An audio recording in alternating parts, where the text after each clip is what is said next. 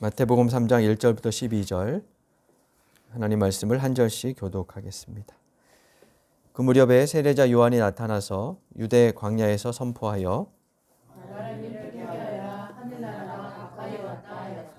이 사람을 두고 예언자 이사야는 이렇게 말하였다. 광야에서 외치는 이의 소리가 있다. 너희는 주님의 길을 예비하고 그의 길을 곱게 하여라. 요한은 낙타 털옷을 입고 허리에는 가죽줄을 띄었다.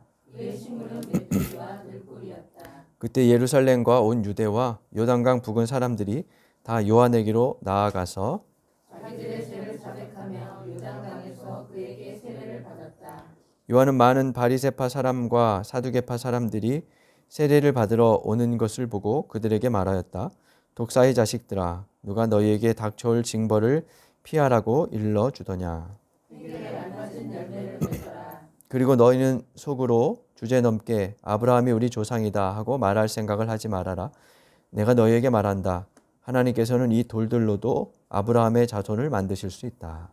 도끼를 이미 나무 뿌리에 갖다 놓았으니 좋은 열매를 맺지 않는 나무는 다 찍어서 불 속에 던지실 것이다. 나는 너희를 회개시키려고 물로 세례를 준다. 내 뒤에 오시는 분은 나보다 더 능력이 있는 분이시다. 나는 그의 신을 들고 다닐 자격조차 없다. 그는 너희에게 성령과 불로 세례를 주실 것이다. 깨끗이 하여 알곡은 곡간에 모아드리고 쭉정이는 꺼지지 않는 불에 태우실 것이다. 아멘.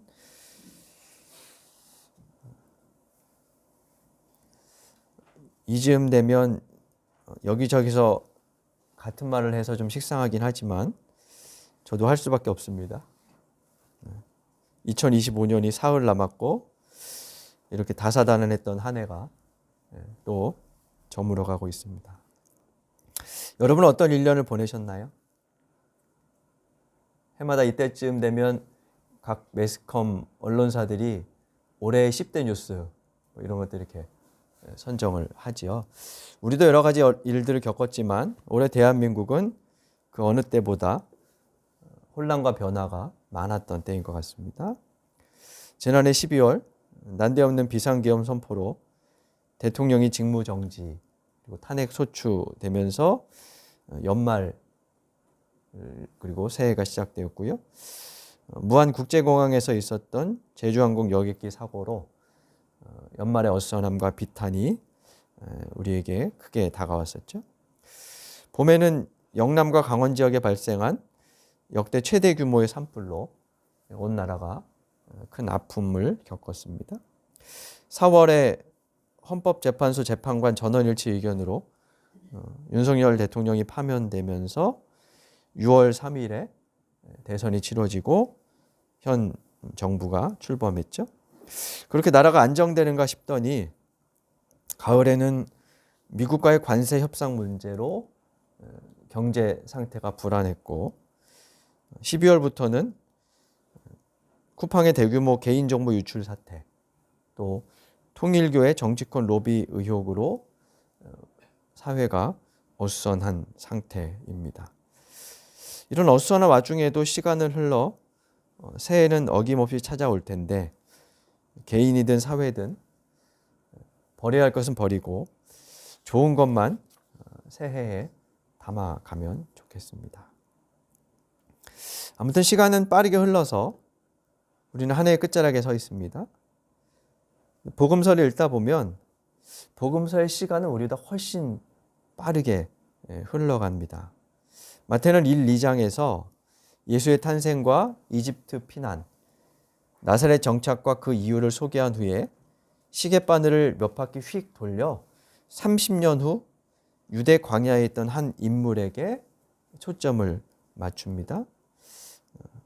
그는 세례자 요한으로 예수님보다 앞서서 예수의 길을 예비하였던 선구자격인 인물로 생각되는 존재죠.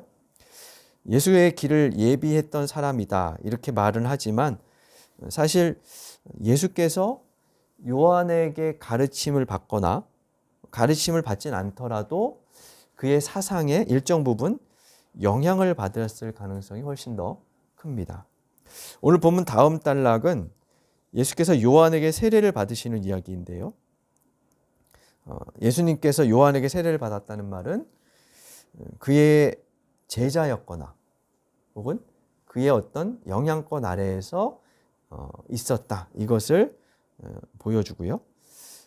결은 달랐지만 예수님께서 요한의 영향을 받고 첫 선포를 똑같은 내용으로 하셨고 또 이후에 행보들을 보이셨죠. 그런 거 보면 요한이 예수에게 어느 정도 영향을 미친 것은 분명해 보입니다. 자, 그런 요한이 광야에 나타났습니다. 광야는 모래바람이 부는 사막만큼은 아니어도 사람이 살기에는 부적합한 그런 곳이었습니다. 특히 유대인들에게 이 광야는 상징적인 장소로 중요했죠. 그들의 척박한 삶, 또 고난의 역사를 압축한 곳이며 아울러서 신이 어떻게 자신들을 도왔는지를 떠올리게 하는 곳이 바로 광야입니다. 고난과 시험, 신의 인도와 보호가 한꺼번에 응축된 상징의 공간이죠. 그 광야의 반대편은 무엇일까요? 그 광야의 반대편은 문명의 집합체인 도시입니다. 화려한 불빛, 시장바닥, 수많은 사람들이 오고 가는 거리, 이것이죠. 요한은 인간이 쌓아놓은 문명과 문화를 상징하는 도시를 떠나 광야로 갔습니다. 거기에 머물렀죠. 이 말은 그가 기존 체제에서 이탈했다는 거예요. 기존 체제를 이탈한 그의 특징은 옷차림과 먹는 음식에서도 드러나지요. 4절에 보면 그는 낙타 털옷을 입고 허리에는 가죽띠를 띠었다. 그리고 식물은 메뚜기와 들꿀이었다. 이렇게 말을 합니다.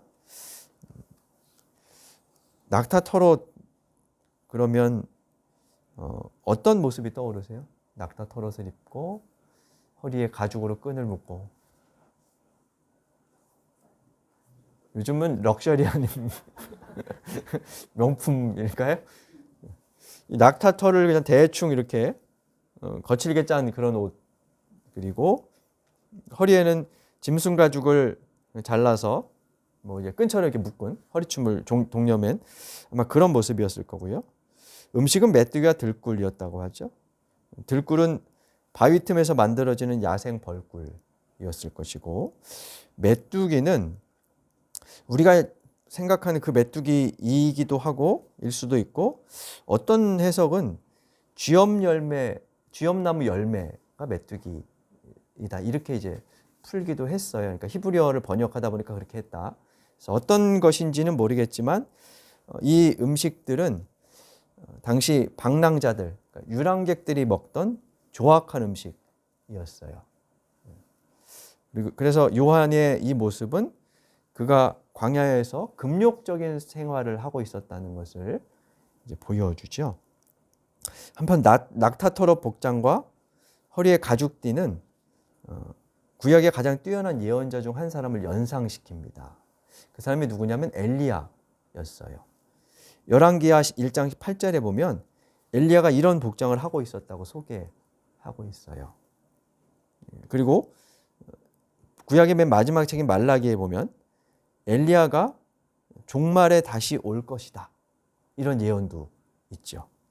그로부터 한 400년이 흘러서 지금 요한이 마치 엘리야와 같은 복장을 하고 광야에 서 있습니다. 이스라엘 사람들은 어떻게 생각했을까요? 그걸 보면서. 이 엘리야의 모습과 말라기 선지자의 예언이 겹쳐지면서 세례 요한이 엘리야인가? 뭐 이런 이제 생각을 하게 되었을 겁니다. 바꿔 말하면 마태가 요한의 모습을 엘리야와 일치시킴으로써 그가 말라기가 예언한 대로 하나님께서 마지막 때에 다시 보내실 엘리야와 같은 존재임을 보여주려고 했던 거죠. 그래서 요한은 옛시대를 끝내며 새로운 시대를 준비하는 그런 인물이다 하는 것을 이 복장, 이 모습에서 설명하는 겁니다. 자, 그런 그가 이렇게 외치죠. 회개하시오 하늘나라가 가까이 왔습니다. 이 외침은 일종의 슬로건으로 예수님도 그대로 받아들이셨고요. 그런데 여기서 회개하라는 말은 도덕적, 윤리적, 법적인 죄를 돌이키라, 뭐 이런 뜻 이상입니다. 거기에는 삶의 방식 자체를 바꾸라, 이런 의미가 있어요. 가는 방향을 전환하라 하는 거죠. 기존 질서를 따라 걷던 삶을 돌이켜서 다른 방식으로 살라는 거예요. 우리말로 평이하게 풀면 여러분, 우리 살아오던 방식을 바꿉시다, 뭐 이렇게 말할 수 있고요. 유진 피터슨의 메시지 성경은 이 구절을 너희 삶을 고치라, 이렇게 번역했어요. 왜 삶의 방식을 바꾸라, 전환하라, 방향을 돌리라 라고 말할까요? 하늘나라가 가까이 왔기 때문입니다. 하늘나라가 가까이 왔다는 말은 많은 오해를 일으키는데요. 왜냐하면 하늘나라 그러면 우리가 보통 천국 이렇게 생각하고, 몇 번 말씀을 드렸지만 천국 그러면 통상 우리는 죽어서 가는 어떤 공간 이렇게 생각을 하기 때문이죠. 하늘은 크게 두 용례가 있습니다. 먼저 첫째는 물리적인 공간으로서의 하늘이죠. 하늘이 푸르다, 하늘이 높다 할 때 그 하늘입니다. 다른 하나는 상징 공간으로서의 하늘이죠. 어떤 때 이런 표현을 쓰냐면 하늘이 무섭지 않느냐, 이런 말, 혹은 하늘이 무너져 내리는 것 같은 심정이다. 이럴 때 하늘은 물리적인 공간이 아니고 또 어떤 절대, 변하지 않을 것 같은 절대적인 것들을 이야기하죠. 요한이 하늘나라라고 할 때 그 하늘은 후자의 의미로서 신적인 존재가 있는 공간을 가리키는 하나의 상징입니다. 요한은 유대인이었으니까 아마도 그의 개념으로는 이스라엘의 신 야훼가 임재하고 통치하는 그런 공간으로서의 하늘을 뜻했을 것이고, 그 나라가 온다 하는 말은 하나님이 다스리시는 세상이 열린다. 그 통치자인 하나님이 영향력을 행사하는 세상이 펼쳐진다. 이런 것이겠죠. 한 나라의 왕이나 대통령이 바뀌면 체제가 달라지죠. 크게 확 달라지는 것은 없어도 어쨌든 여러 부분에서 질서가 재편되고 새롭게 됩니다. 그죠? 그러면 그것에 맞추어서 우리가 이제 살아가게 되는데, 이 말은 하늘나라가 온다, 이 말은 그러니까 이제까지의 통치 체제와는 다른, 그 질서와는 다른 나라가 펼쳐질 것이고, 그 나라에 따라 살아가기 위해서 우리는 지금 여기서 돌이켜야 한다라고 그렇게 이야기를 하는 거죠. 신의 질서가 여기로 옵니다. 지금 신의 통치가 임하기 때문에 현실 세계의 지배자들이 구획해 놓은 질서, 그것으로부터 돌이켜서 새롭고 정의로운 질서에 편입하자라고 말하는 거죠. 이를 위해서 구체제에 길들여 살던 삶의 방향을 전환하라라고 하는 겁니다. 그래서 2절은 이렇게 다시 바꿔볼 수 있습니다. 여러분, 삶의 방향을 전환합시다. 신의 질서가, 신의 통치가 바로 이곳에 오고 있습니다. 신의 통치인 정의, 평화, 사랑이 지배하는 질서가 여기에 임합니다. 요한의 외형과 메시지에 많은 사람들이 카리스마를 느끼며 감동했습니다. 5절에 보면 그때의 예루살렘, 온 유대와 요단강 부근 사람들이 다 요한에게 왔다라고 하죠. 다 왔다고 하는데 좀 과장됐겠죠, 사실. 성서는 과장법을 좀 많이 씁니다. 다 왔다 이렇게 하지만 상당히 많은 사람들이 왔음은 분명할 것이고, 그만큼 그의 외침이 당시 사람들에게 메시아가 와서 새로운 시대를 열어줄 것에 대한 기대, 열망이 있었다는 거겠죠.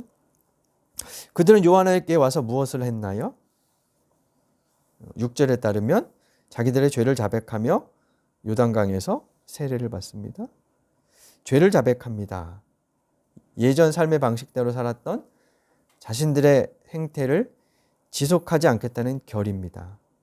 잘못인 줄 모르고 살았던 삶을 돌이키거나 잘못인 줄 알면서도 모르는 척 스스로를 속이던 삶에 더는 안주하지 않겠다는 거죠. 그리고는 세례를 받습니다. 세례는 침례라고도 하는데 일종의 입문 예식이죠. 뭐 기독교뿐만 아니라 여러 고대의 종교들이 사람을 새로 받아들일 때 이런 이제 물로 뭐 정화시키는 그런 퍼포먼스들을 이제 해왔죠. 기원은 뚜렷하지 않습니다만 예수님 당시의 세례는 유대인들이 하는 게 아니고 비유대인들이 유대교로 개종할 때 베푸는 것이었어요. 그렇게 많이 알려져 있습니다. 왜냐하면 유대인들은 혈통적으로 하나님의 선택을 받은 사람들이죠. 그러니까 선민이라는 의식이 있었죠. 그래서 세례를 받고 유대교인이 되지 않아도 그냥 우리는 혈통적으로 하나님의 백성이야. 이런 의식이 있었습니다. 그래서 이 세례는 유대교인이 아닌 사람들 중에서 유대교에 입문하여 그러니까 그 민족적으로는 유대인은 아닐 될 수 없지만 신앙적으로 유대인이 되고자 하는 그런 사람들에게 행하는 것이었습니다. 원래는 침례의 형태로 세례를 받으려는 사람이 이제 세례 집행자와 함께 물에 들어가서 그를 완전히 물 속에 담갔다가 다시 들어 올리는 그런 형태였죠. 여기서 물은 정화, 물 속에 들어간다는 것은 죽음을 상징합니다. 옛사람이 물 속에서 죽고 깨끗이 정화된 새 사람이 물 밖으로 나오는 일종의 예식으로 물 밖에 나온 사람은 그 순간부터 옛 질서를 버리고 새 질서로 삶을 가겠다는 그런 뜻을 담고 있죠. 세례가 죄의 회개와 용서 그리고 새로운 질서와 관련된 문제인 만큼 이것은 당시의 종교 체제와 대립하는 측면이 있습니다. 왜냐하면 성전을 중심으로 유대 땅에서 지배 체제를 공고하게 하고 있던 그 사람들에게 가장 중요한 것은 무엇이었냐면, 그러니까 성전에서 가장 중요한 역할은 성전에 사람들이 와서 죄를 자백하고 제사를 드리고 짐승 제사를 드리고 그 죄가 사해졌다고 제사장이 선포함으로써 사죄가 이루어지는 거예요. 근데 지금 요한은 그 방식을 벗어나고 있죠. 성전에서 제사장을 통해서 가능했던 일이 지금 야외 한 바닥에서 이루어지고 있습니다. 예루살렘 도시의 성전에서가 아니라 유대 광야에서 제사장이 집전하는 제의가 아니라 성전 밖 저 멀리 흐르는 강에서 그 일을 요한이 행하고 있는 거죠. 그래서 그 자체로 지배체제에 대한 정면 도전일 수 있고 동시에 아주 과격하게 새로운 질서를 요청하는 그런 행위일 수 있어요. 법과 종교 뒤에 숨어 그 힘으로 권력을 유지해온 사람들 혹은 그 권력에 주눅 들어있던 사람들 모두에게 전통적인 사고방식을 흔들어 놓는 그런 일이었습니다. 7절에 보면 바리새파 사람들과 사두개파 사람들이 세례를 받으러 오는 것을 보고 요한이 그들에게 험담을 퍼붓죠. 독사의 자식들아 이렇게 말합니다. 이런 욕을 들으면 여러분 어떨 것 같으십니까? 우리말로 바꾸면 뭘까요 이거? 교활한 인간 뱀같이 교활한 인간 우리도 이제 그런 욕을 하는데 좀 의아하죠 이게 대목이. 보세요. 세례를 받으러 오고 있는데 사이에 이제 여러 가지 것들이 생략되어 있겠지만 별 말도 안 했는데 막 거기다 욕을 퍼붓는다는 것은 매우 의아한 이야기입니다. 독사가 가진 부정적인 함의를 고려하면 매우 심한 욕이고 독사의 자식들아 그러면 그 조상이 독사란 말이니까 조상까지도 욕을 하는 비난하는 그런 아주 모욕적인 것이죠. 왜 이렇게 비난을 했을까요? 본문에는 명시적으로 나오지 않았는데 이후에 이제 요한이 말하는 것들을 보면 좀 그 의미를 우리가 알 수 있죠. 우선 이 바리새파 사람들과 사두개파 사람들은 당시의 종교 지도자들이었습니다. 바리새파는 율법 준수에 철저했던 사람들이었고 그에 따라 상대적으로 그렇지 못한 사람들을 죄인이라 비난하는 일이 잦았습니다. 사두개파 사람들은 성정 권력을 쥐고 민중들을 착취해 왔습니다. 그래서 본문은 그들이 세례를 받으러 왔다 이렇게 했지만 과거에 우리가 사용하던 개역개적 번역을 보면 그들이 세례 베푸는 대로 오는 것을 보고 이렇게 번역을 해놨어요. 그러니까 세례를 받으러 온 게 아니고 그냥 세례 베푸는 장면을 보러 왔다. 뭐 이런 식의 뉘앙스를 담고 있고요. 설교를 준비하면서 연세대학교 신약학 교수인 김학철 교수의 강의를 하나 들었는데 거기에서 이 김학철 교수는 새로운 이제 해석을 내놓는데 여기에 쓰인 전치사가 받으러 왔다 뭐 이런 의미도 있는데 대항하러 왔다 이런 의미도 담고 있다. 뭐 이렇게 이제 풀더라고요. 그래서 그 의미를 만약에 받아들인다면 요한의 세례에 대항하기 위해 왔다. 뭐 이렇게 볼 수도 있다는 거죠. 뭐 이거다라고 분명히 말할 수는 없을 것 같은데요. 요한이 그들에게 했던 말을 그러니까 비난의 이유를 들어보면 그들의 속내를 짐작해 볼 수 있을 것 같습니다. 첫 번째로 이렇게 얘기하죠. 누가 너희에게 닥쳐올 징벌을 피하라 하더냐. 회개에 알맞은 열매를 맺어라. 그리고 너희는 속으로 너희가 아브라함의 조상이다 라며 안주하지 말아라. 이렇게 이야기하지요. 이것은 사두개인이나 바리새인들이 회개에 알맞은 열매를 맺으려 하지 않으면서 그냥 세례만 받으면 그 자체로 닥쳐올 징벌을 피할 수 있다고 생각했거나 속으로 우리는 아브라함의 자손이니 뭐 구원은 따놓은 것이다 라고 생각했다는 말이죠.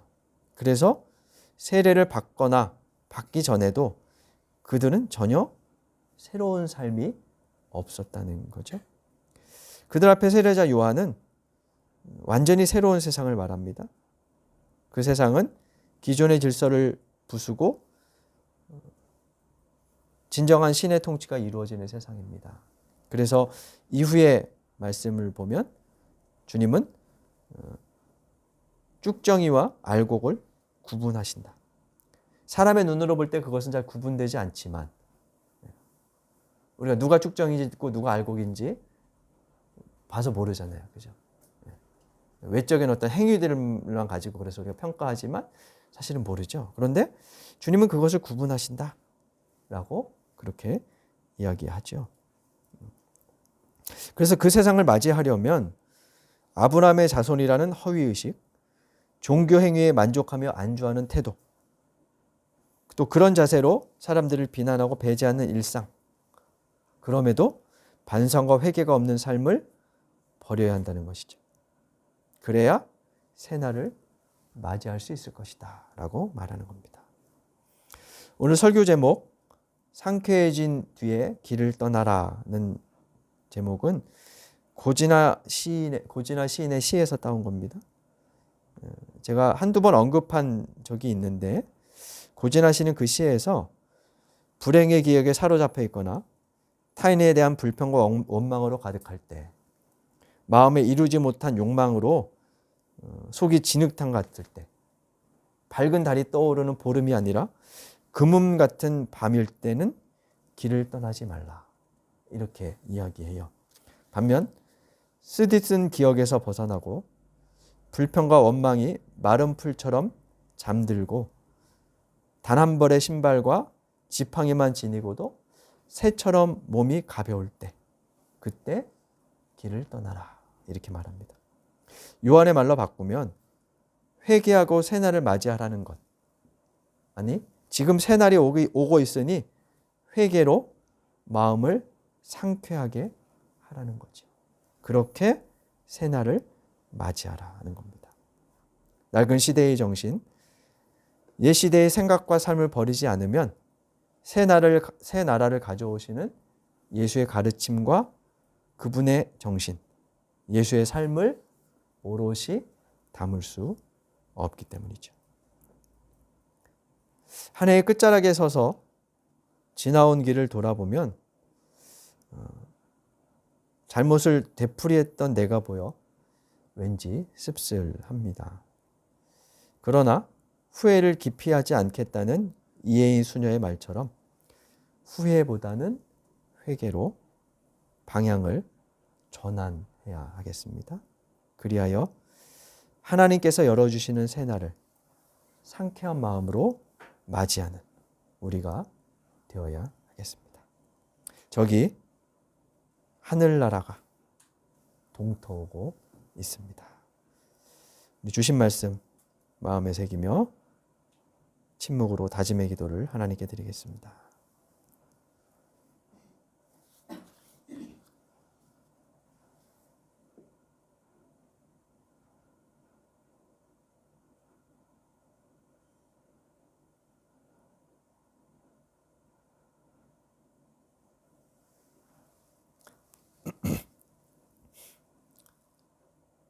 시간의 주인이신 주님, 당신의 섭리에 따라 2025년 한 해가 저물어가고 있습니다.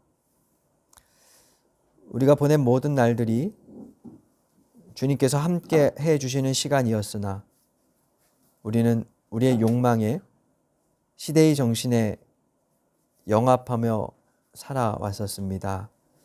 더 늦기 전에 그 모든 것을 회개합니다. 다시 하나님께로 향하는 방향으로 돌아섭니다. 새해를 상쾌한 마음으로 맞아 2026년에는 그 길을 오롯이 걸어갈 수 있도록 도와주옵소서.